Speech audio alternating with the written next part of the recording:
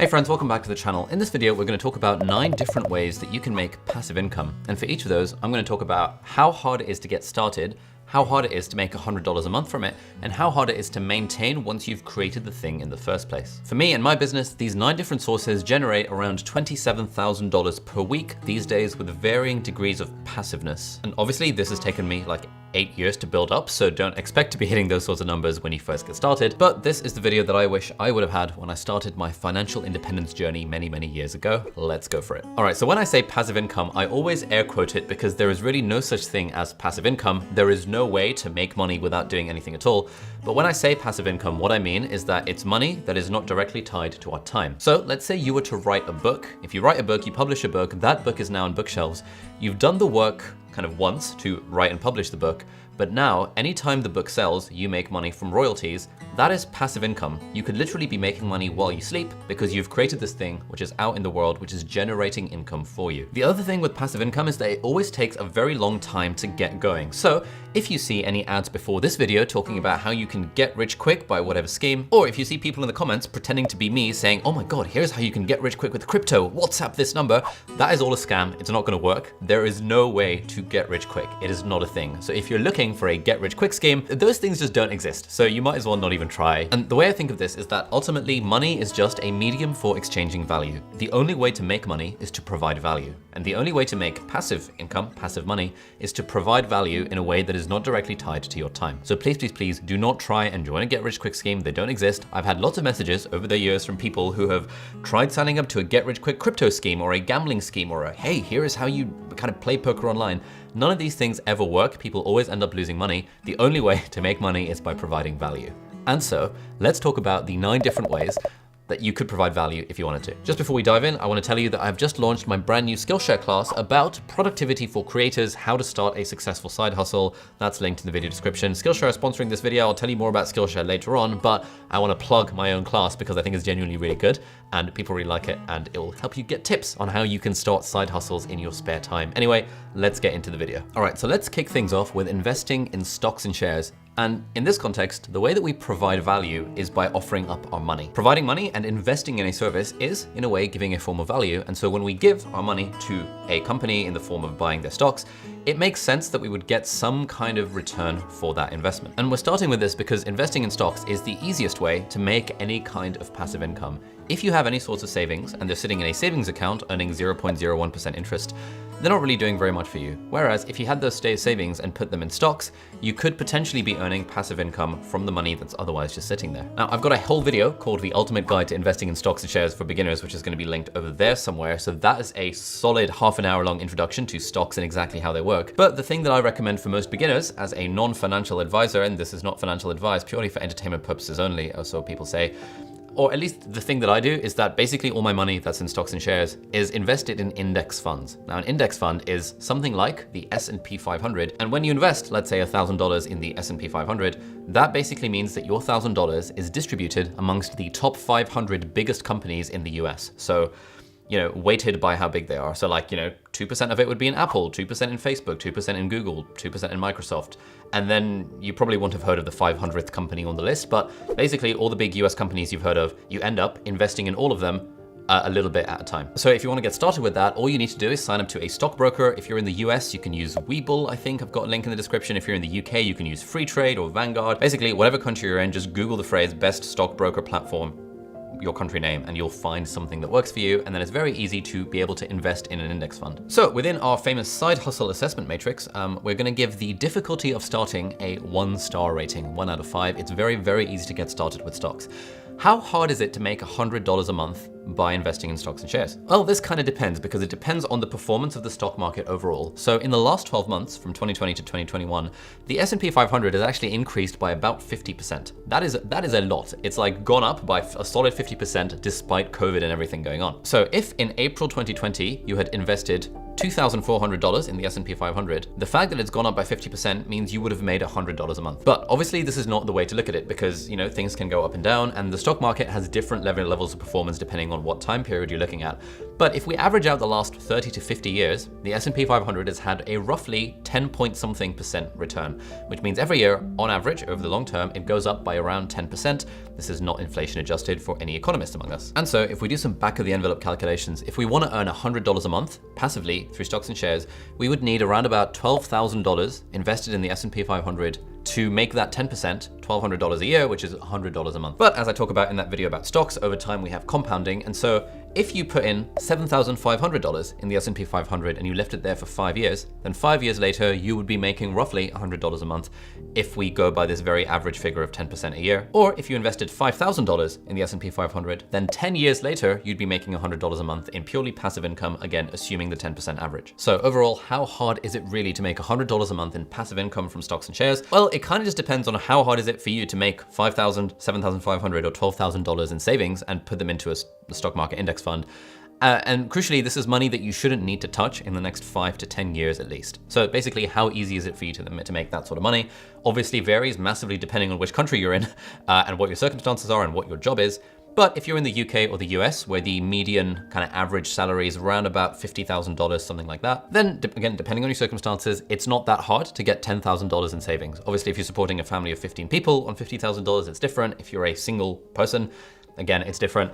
But I'm gonna give this roughly a 3 out of 5 star rating for difficulty of getting $100 a month. Obviously, if you live in a country like India, where the average salary is $3,600 a year, it's very, very difficult to make $10,000 in savings overall. And finally, the third category in our side hustle assessment matrix is how hard is it to maintain this income once you've set it up in the first place?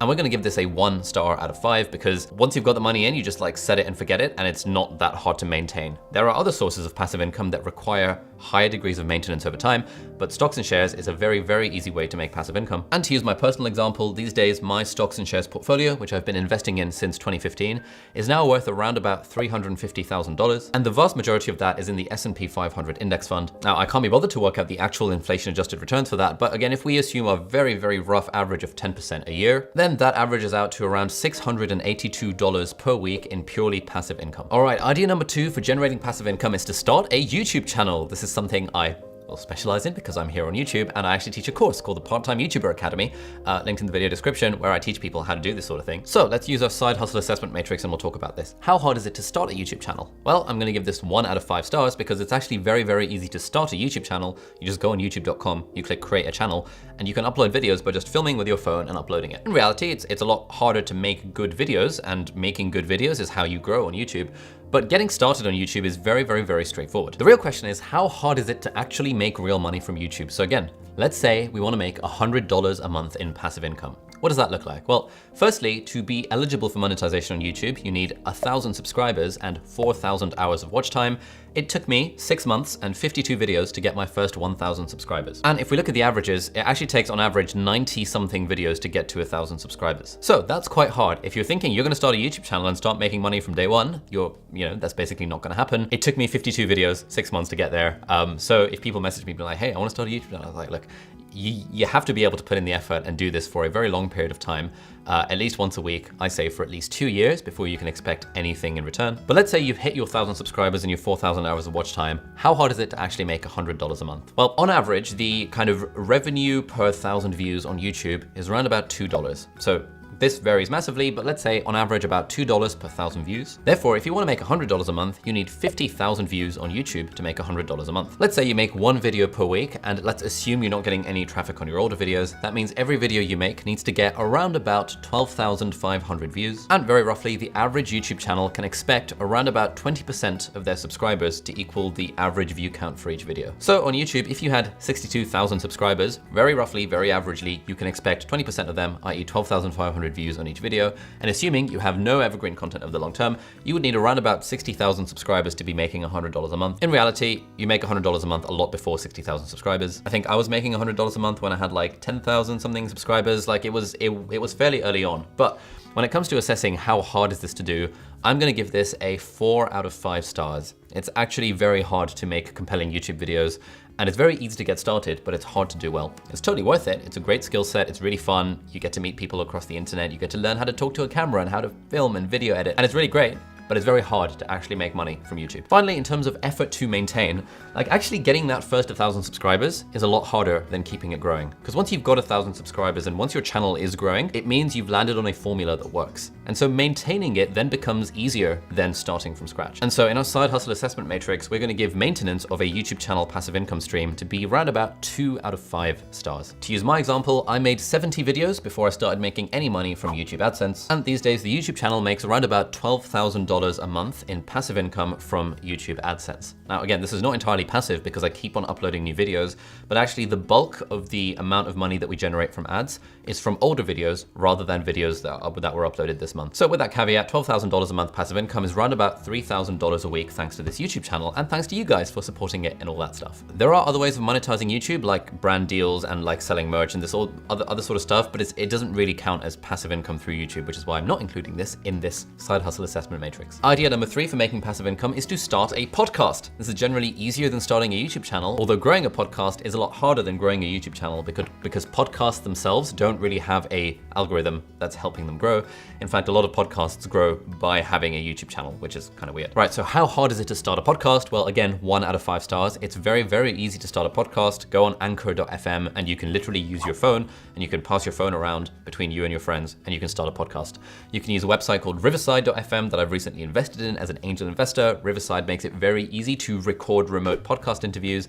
It's very, very easy to start a podcast. But how hard is it to make $100 a month in passive income from a podcast? Well, again, this is not quite passive income because the way podcasters make money is by relying on brand deals. There is no YouTube AdSense for podcasts.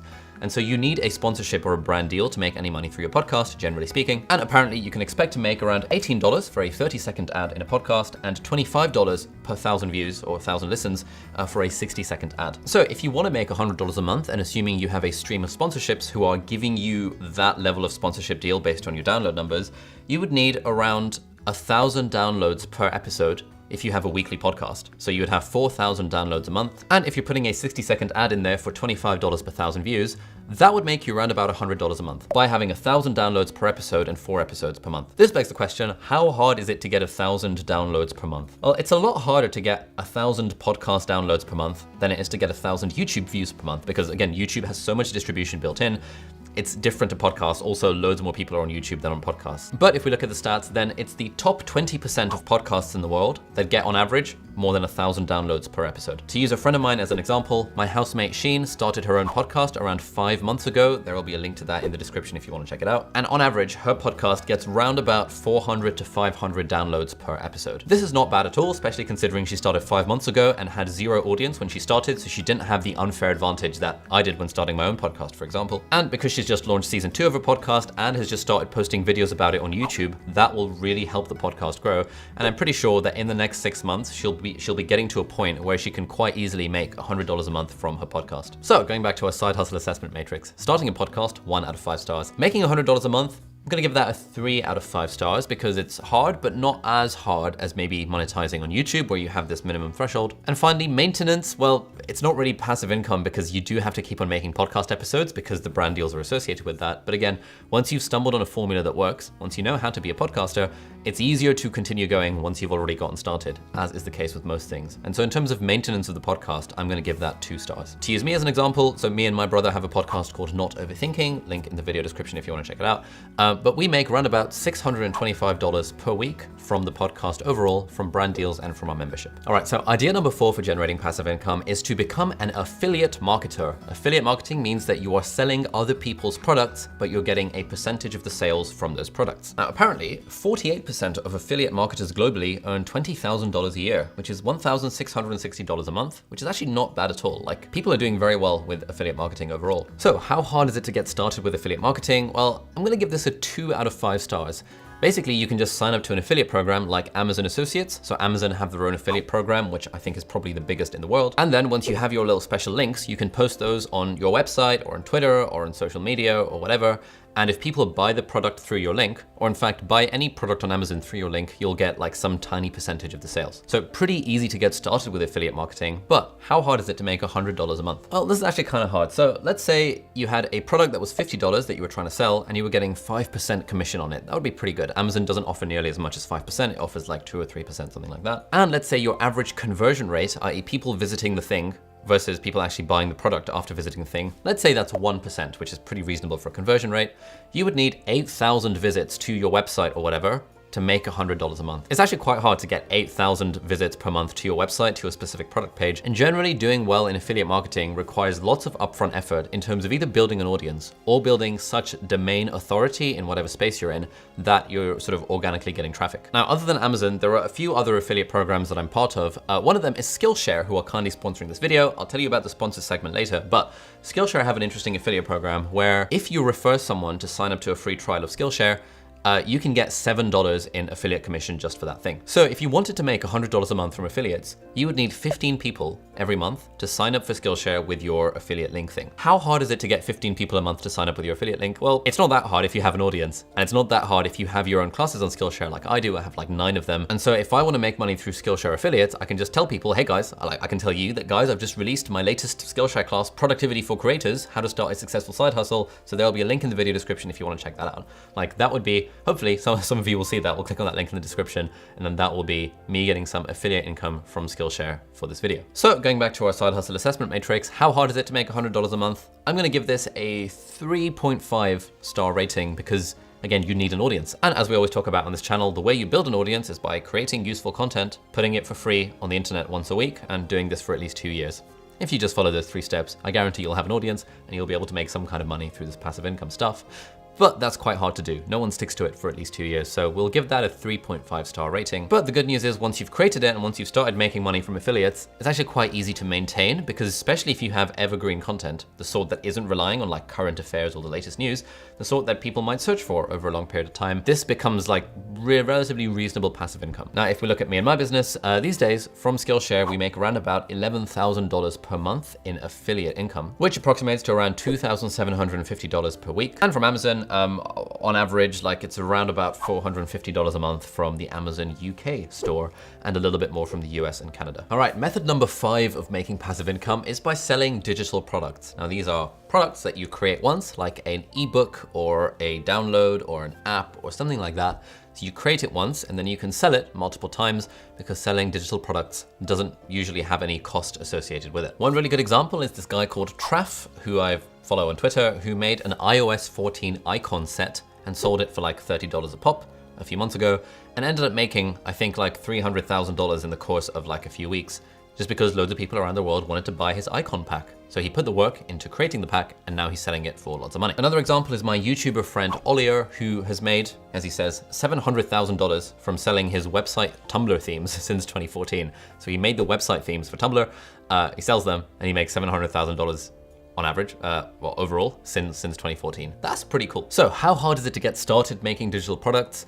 I mean, anyone can write an ebook. An ebook counts as a digital product. So I'm gonna give this a 2-star rating, 2 out of 5 stars. But obviously, like, again, money is an exchange of value. So the thing that you're selling, you have to be providing enough value to compensate, to make up for the price that you're selling it for. And that's often quite hard, especially if you don't have any experience in this sort of field. And how hard is it to make $100 a month? Well, you know, it's very easy to create an ebook, but it's a whole different ballgame trying to get people to actually buy your ebook or buy your icon set or buy your app or buy your website themes. And because the market around this stuff is so competitive, like, you have to be genuinely really good to get people to buy your stuff. And the way you get people to pay you money for something is that you identify a problem that they have, you solve that problem, and then you charge money for it. And if you can do those 3 things, then it's, you know, I wouldn't say it's easy to make $100 a month, but it's very doable to make $100 a month. You just genuinely have to have something that solves a pain point that other people are willing to pay for. So we're gonna give this a 3 out of 5 stars to make $100 a month from selling digital products. And finally, in terms of maintenance, we're gonna give this a 2 out of 5 stars, because usually you do have to maintain your product a little bit, but it's often easier to do. Like, it's much easier to maintain a product than creating a product in the first place. Idea number 6 for passive income generation is to create an online course. Now, online course is sort of like a digital product, but generally online courses are in video format. In fact, this whole video is so long, it could basically have been an entire online course. Maybe I'll do one about this very topic. And in terms of getting started, we're gonna give the starting difficulty a 2 out of 5 stars. because it's not that hard making an online course, but generally you do need to know how to do video. So, you know, you actually could film an online course on your iPhone or phone, whatever phone you're using. If you're one of those Android heathens, stick your phone on the side, talk to the phone, teach something. So it's not hard creating one, but in terms of making $100 a month, again, at that point, your course needs to actually be good. And the only reason people will pay for it is if the course is actually good. Now, you can avoid having to charge for your online courses by using a website like Skillshare, who are very kindly sponsoring this video. I have tons of classes on Skillshare. I think we've got 9 on them in total. I've been teaching on Skillshare since September 2019, and I've actually just released my new online class called Productivity for Creators, How to Start a Successful Side Hustle, where I teach you the ins and outs on how you can, well, create your own side hustle in your spare time without quitting your job. If you want to check this out, then the first 1,000 people to click the link in the video description will get 30% off the annual Skillshare premium membership. This is actually a really good deal.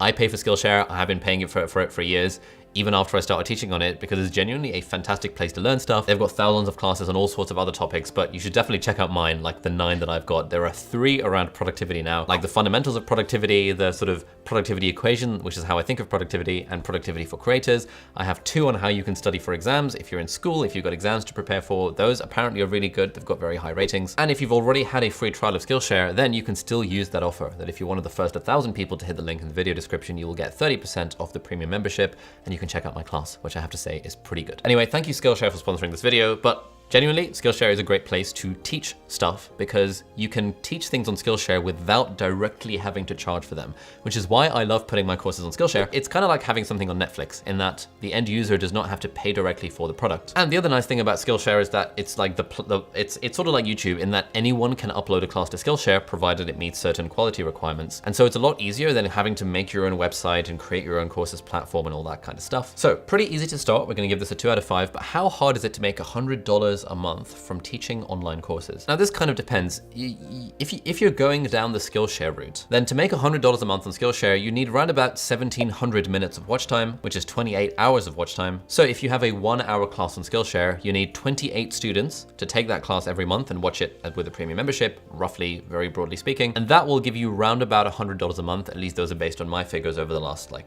2 years of being on Skillshare. Now, how hard is it to get 28 people a month watching your class? Well, if your class is actually pretty good, it shouldn't be too hard to get 28 people a month watching it. If you have an existing audience, it's very easy to get 28 people a month watching it because people already know, like, and trust you, hopefully. And so they'll watch your stuff and give you a shot because you've already built that goodwill with them. But the nice thing about Skillshare as a platform is that they have like their own algorithm. So the good stuff rises to the top. So if you genuinely have a really good class and you put it on Skillshare, then even if you don't have an audience, there is still a high chance that if the class is actually good and people watch it a lot and people recommend it and give it high ratings, it will rise to the top and it will start getting recommended to people who find it on the Skillshare homepage or who search for it specifically. The other way of making $100 a month from a course is to just charge $100 for a course. And then if you do that, you just need 1 sale every month. So how hard is it to get 1 person a month to buy your course? Well, again, if it's good, you know, the world of online education is exploding so much. Every year, more and more money is being spent on online education, especially with the whole pandemic stuff. So if you have a valuable skill that you can teach, I think courses are one of the best and one of the best ways of making passive income because it's fun to create a course, you can teach stuff, you don't need that many technical skills like making a website or anything like that. Just shove it on Skillshare and then people can take your course and learn on the internet and like, you know, it's just cool overall. And the nice thing is that once you've made the course and once you're making $100 a month from it,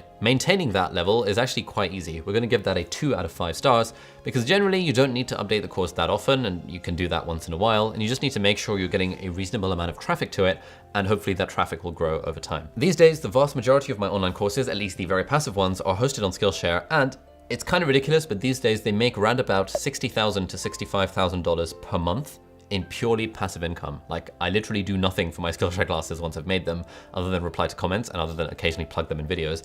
And that's like $60,000 a month in passive income. That means this is around about $15,000 per week. And this makes up the bulk of the $27,000 a week that this business currently generates in purely passive income. Idea number 7 for passive income is by creating some kind of paid membership or community model.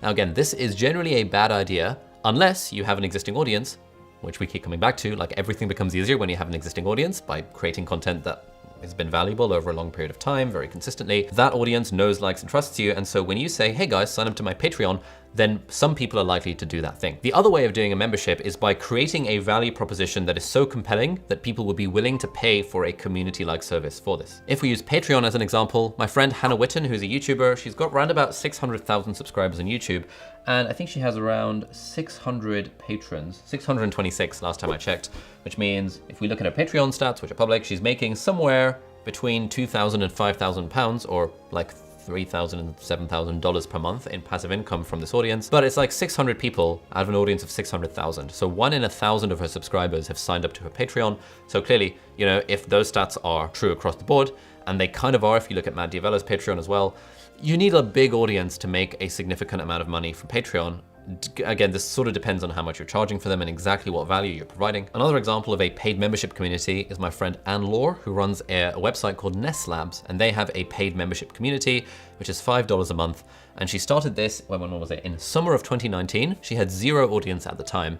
And she just wrote 100 blog posts over 100 working days and built up an audience such that in March 2020, when she launched a membership, she had some paying members for it initially. And I think last month, she's just passed $100,000 a year in annual recurring revenue, which is pretty awesome from something that started less than 2 years ago. So how easy is it to start a membership program? Well, it's actually very easy. We can give this a 1 star because it's very easy to start one. You just make an account on some kind of membership platform like Patreon.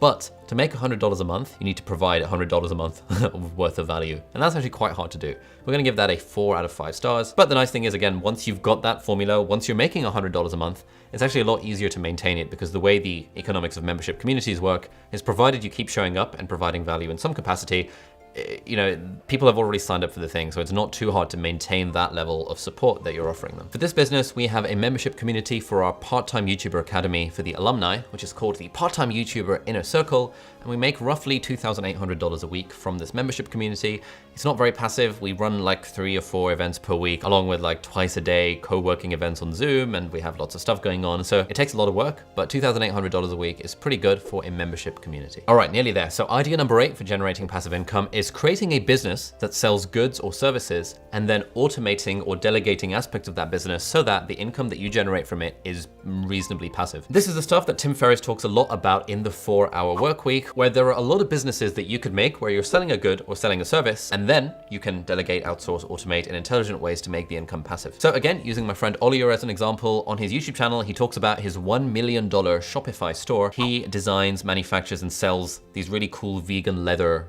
kind of desk accessories and bags and mouse pads and that kind of stuff. And this was loads of work in setting up, but now he's got a team of 3 other people that manage the business. And so he spends proportionally less of his time running that business. And so it's sort of passive income for him, even though these days he still does spend around 10 hours a week maintaining things. Equally, if you're going down the service route, I've got a friend who runs an Instagram and Facebook ads marketing agency where he has clients who pay him I think a few $100s per month to manage their Facebook and Instagram ads. And for him, it's like a small amount of work initially to set up the Facebook and Instagram ads, but then it's sort of automated and he's got a team around it and he's using things like Zapier to automate aspects of that business so that each month he has to do a very small amount of actual work to keep it ticking along. So these are different ways of generating passive income from a kind of goods or service-based business, but it's quite hard to get started with this stuff. To get started, we're gonna give this a 4 out of 5 star rating because again, you need to create a business and it's quite hard to make a business that genuinely provides value.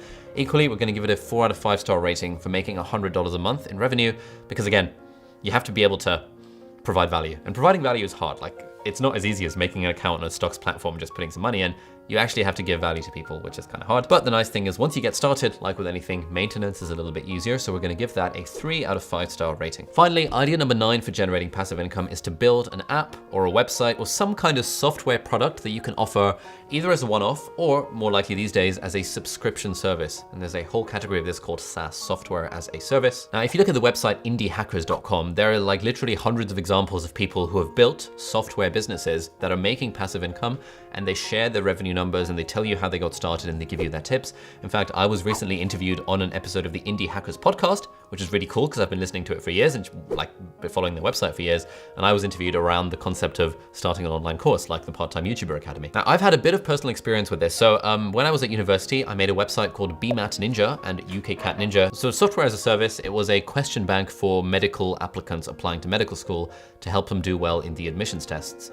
And this was something that me and my brother coded completely from scratch. He and I both know how to code. We learned when we were young. And so we worked over the summer of 2015 to make these things happen. I think in year 1, we made about $10,000. And in year 5 last year, it was around $25,000 from BMAT Ninja. So, it's pretty good money, but it was a lot of work to set these things up. And so in terms of starting out, I'm gonna give this a 5 out of 5 star rating, because to make an app, it's actually quite hard.